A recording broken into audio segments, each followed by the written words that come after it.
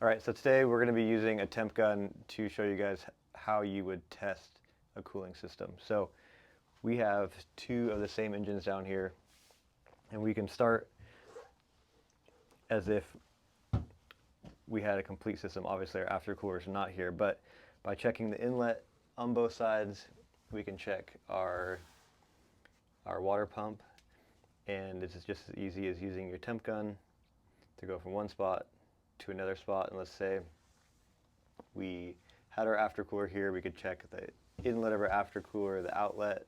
From the outlet of our aftercooler, we're going to go with our hose here into the inlet of our heat exchanger. So again, we can check that here and then check the output. And we can go, basically, if we consider this a station of being inlet and outlet, so we could check here, here, and here. And then we go to the other side and check the same thing if we thought we had a problem. And then especially too on our inlet and outlet temperatures of the raw water for the heat exchanger. But then we can also check here, which we have a thermostat under here. And then we also have the other portion of our cooling system, which makes this full loop for coolant itself, is we can check here, and then we can go down here and check here, and we can get the same thing to see how efficient that is actually being cooled by the raw water system. So we have coolant going into this, we have raw water cooling it off and then coming back out. But if we have a cooling system that is not working very efficiently, thus actually taking, let's say the inlet is at 180 and the outlet is, I don't know, let's say 175. But this side over here, we have some blockages and our inlet's at 180 and our outlet only goes to 179. We know that there might be an issue with either, could be a dirty impeller, or it could be some zincs that got, over the years it got stuck in here, and then we can't get enough water flow through there. So it's very easy with something that is not super complicated or invasive to start like pulling stuff apart or having to send, big pieces out to get clean. And